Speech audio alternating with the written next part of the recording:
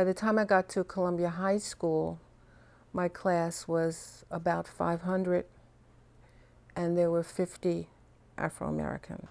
Now, I look at Columbia High School, and it seems to be predominantly, or maybe 50 or 55% Afro-American, something we would have never dreamed of.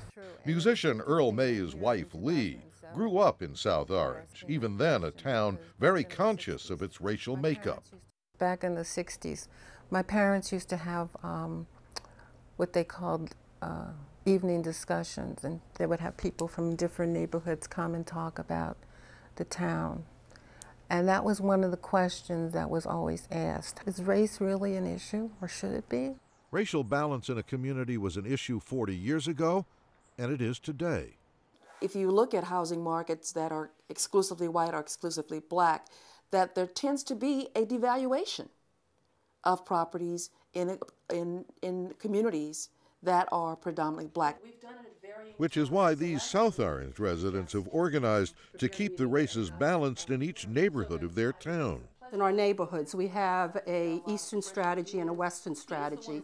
In the Eastern strategy, we would look to bring in the underrepresented group, which for a while was the white population.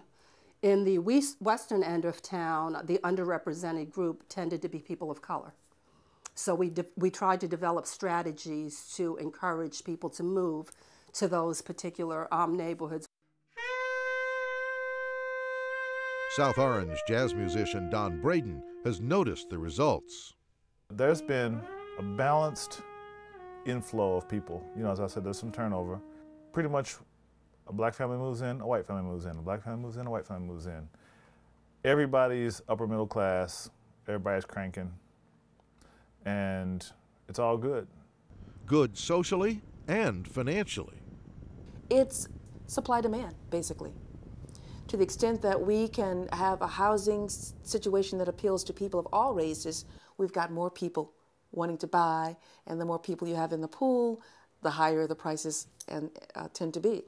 In America, it's said if you have one drop of African American blood in your family tree, and you're labeled black for life. When it comes to communities, the so-called tipping point is about one African American citizen out of 3, and the town gets the label Black Town. It's a label that can have profound economic consequences.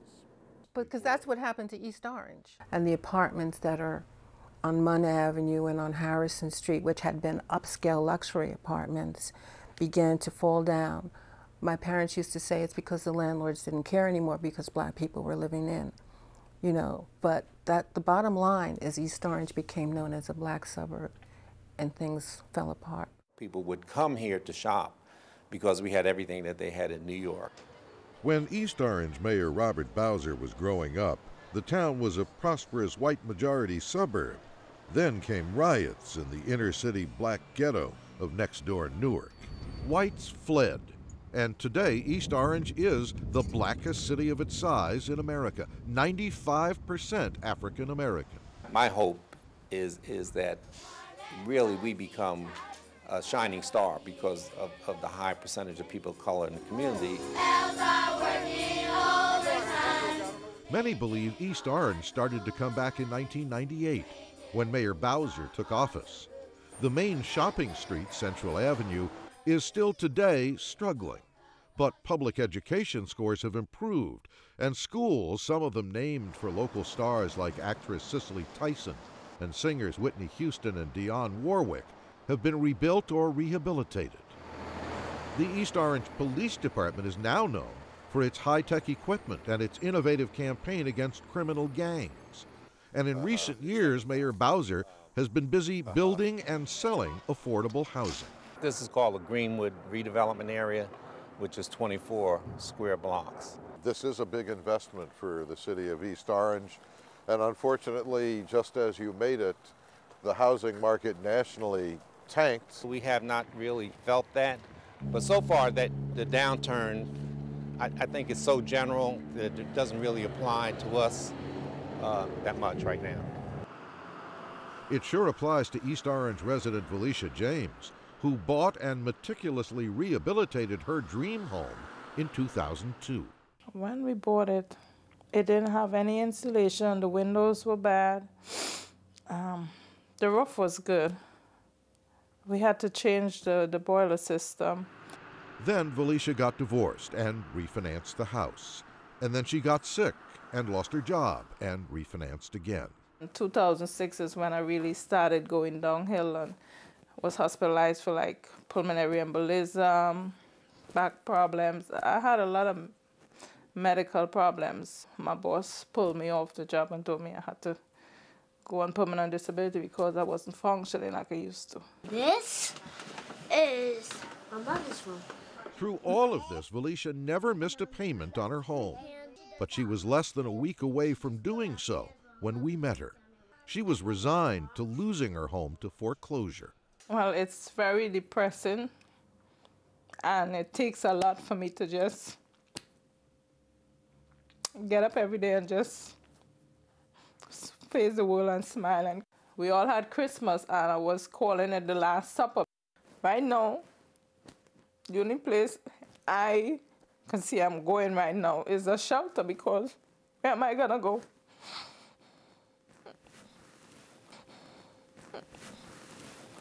We told Valicia to call Glenn Arnold, East Orange's Director of Neighborhood Preservation. We have a very high foreclosure rate. We have been working to form a foreclosure task force to address the concerns regarding foreclosures. Recently, Arnold has seen a lot of cases like Valicia James's. A lot of lenders were offering products where people could get in pretty easily and get assistance. And when the mortgage adjusted, it really hit them pretty hard. When we talk to homeowners about their foreclosure, the first thing we need to let you know is that don't get discouraged. Don't get upset, because it'll work out in the end, believe me.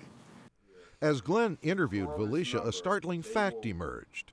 Some advice she had gotten when she told her lender that she might for the first time miss her mortgage payment. They told me there's no way they could help me, but if I have to call them like the day after it's due. As Glenn told her, that was terrible advice. Having come in before you miss that payment puts you in the best position that you could be in.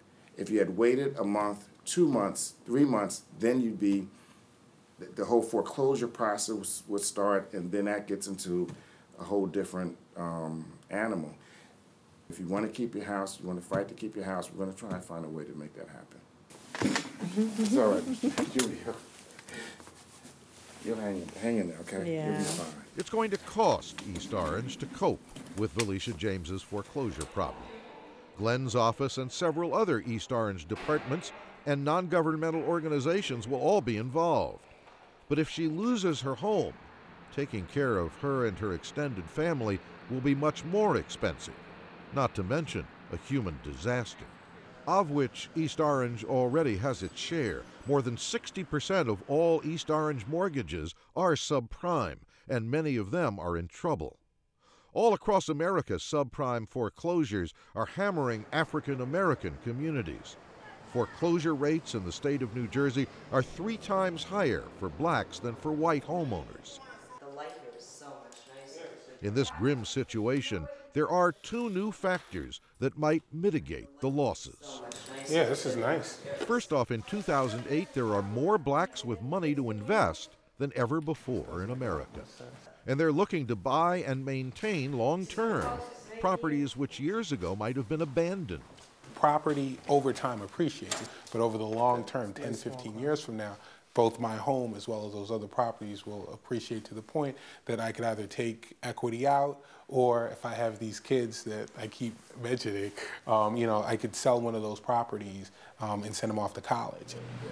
And second, in 2008, there are more successful African Americans like Don Braden, securely rooted in successful integrated suburbs. To my mind, this area is doing it right. So I'm aligning myself with the ones who are doing it right. I'm putting my money, I'm paying my taxes, I'm putting my money in the businesses of a region which has created a very balanced and beautiful place to live. Clement Alexander Price, the historian of the American suburban migration, thinks Don Braden has made a wise choice for himself and his country. South Orange, he says, points America in the right direction.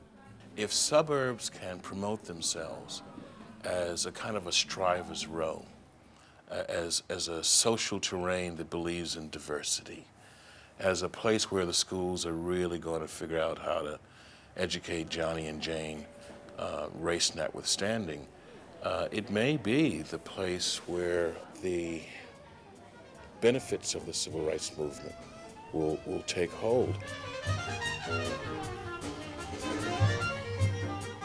One South Orange resident says that Giants of Jazz concert makes her believe that Dr. Price is right. The passion, I think, that event evokes. The fact that we have an audience here that can support an event like that. I think it reflects on the savvy and the sophistication of the community. For South Orange, surviving the credit crisis should be relatively easy. But in East Orange and much of America, the black migration to the suburbs, more integrated communities, and more equal opportunity for growing wealth could all be in serious trouble. Don Braden, David Weiss, Antonio Hart, Michael Dees, Willie Jones III, Paul West, Larry Ham. Thank you, guys.